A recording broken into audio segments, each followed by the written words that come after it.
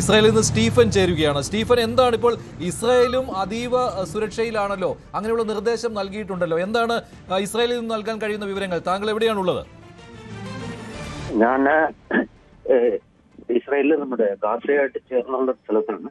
അവിടെ രാവിലെ ഒരു 8:30 മണിക്ക് ശേഷം അലാറം പ്രതീക്ഷിക്കാതെ അലാറം വീണു. എന്താണെന്ന് ആർക്കും അറിയത്തില്ലായിരുന്നു. പെട്ടെന്ന് പിന്നെ നമുക്ക് ഫോണിനകത്ത് IDF-ന്റെ മെസ്സേജ് വന്നു. ഇതൊരു ടെസ്റ്റ് അലാറമാണ്, ഒരു ജസ്റ്റ് പ്രിക്കോഷൻ, ഇന്നതാണ് വിഷയം എന്നുള്ള രീതിയിൽ.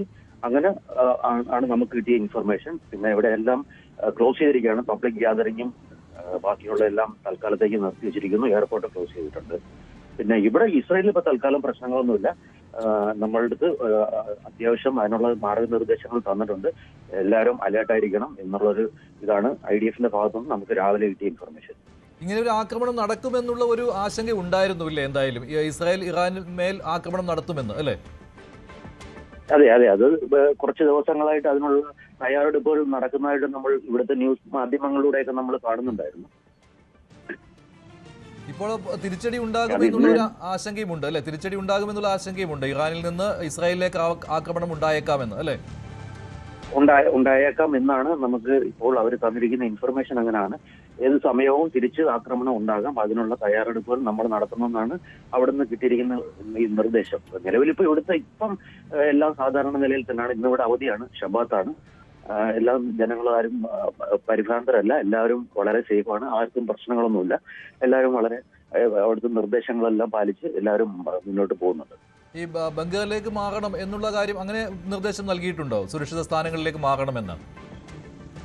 അത് നോർമലി അങ്ങനെയാണ്. കാര്യം നമുക്കിവിടെ എന്തെങ്കിലും ഇഷ്യൂസ് ഉണ്ടാകുന്ന സമയത്ത് അവിടെ നിന്ന് എന്തെങ്കിലും ആക്രമണം ഉണ്ടായി കഴിഞ്ഞാൽ നമുക്ക് ബങ്കറിലേക്ക് മാറാനായിട്ടുള്ള എല്ലാ സംവിധാനങ്ങളും നമ്മളുടെ ഫോണിലും ഉണ്ടാവും. പിന്നെ ഇവിടെ അലാറം ഉണ്ടാവും.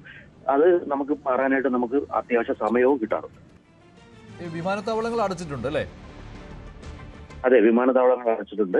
പിന്നെ നമുക്ക് അറിയാമായിരുന്നു ഇന്നുണ്ടാവുമെന്ന് അറിയത്തില്ലായിരുന്നു. കാര്യം കുറെ ദിവസങ്ങളായിട്ട് ഇവിടുത്തെ ബങ്കറുകളൊക്കെ ക്ലീൻ ചെയ്യുന്നുണ്ടായിരുന്നു. അതിനുള്ള സജ്ജീകരണങ്ങളൊക്കെ നടത്തുന്നുണ്ടായിരുന്നു. അതൊക്കെ കാണുന്നുണ്ടായിരുന്നു. നോർമലി ഇടയ്ക്ക് നടക്കുന്നായിരുന്നു. ടെല്ലവീവിൽ എന്തോ ആക്രമണം ഉണ്ടായി എന്ന രീതിയിൽ വാർത്തകൾ പ്രചരിക്കുന്നുണ്ട്. അങ്ങനെ ഉണ്ടോ? കേട്ടോ അങ്ങനെ കാര്യങ്ങൾ? അങ്ങനെ ടെല്ലവീലൊന്നും സംഭവിച്ചതായിട്ട് നിലവിൽ ഇതുവരെ നമ്മൾക്കൊന്നും അറിയാൻ കഴിഞ്ഞിട്ടില്ല. അങ്ങനെ സംഭവിച്ചതായിട്ട് നമുക്കൊന്നും അറിയില്ല. മലയാളികൾ ഒരുപാടുള്ള ഒരു സ്ഥലമാണല്ലോ, അല്ലെ, താങ്കൾ താമസിക്കുന്നിടം, അല്ലേ? അതെ അതെ അതെ. നിലവിൽ എല്ലാവരും സുരക്ഷിതരാണ്. ആശങ്കയുണ്ട് എന്നേ ഉള്ളൂ, അല്ലേ? അങ്ങനെ പ്രത്യേകിച്ച് ആശങ്കയുടെ കാര്യമില്ല. കാര്യം നമുക്ക് നേരത്തെ തന്നെ എല്ലാ ഇൻഫർമേഷൻ ഉള്ളതുകൊണ്ട് ആരും അത്ര പാനിക് അല്ല. ആർക്കും അതിനെ തരണം ചെയ്തു പോകാനുള്ള മാനസികാവസ്ഥയാണ്. ആർക്കും അങ്ങനെയുള്ള പ്രശ്നങ്ങളൊന്നുമില്ല. കാര്യം മുൻകൂട്ടി അവരെ അറിയിച്ചതുകൊണ്ട് ആർക്കും അങ്ങനെ പരിഭ്രാന്തി അങ്ങനെയുള്ള പ്രശ്നങ്ങളൊന്നുമില്ല. ശരി സ്റ്റീഫൻ സംസാരിച്ചത് ഇസ്രായേലിൽ നിന്നാണ്. ഇസ്രായേലിൽ അതീവ സുരക്ഷാ നിർദ്ദേശം നൽകി കഴിഞ്ഞു. പതിവുള്ളതാണ് ഇസ്രായേലിൽ ഇക്കാര്യം.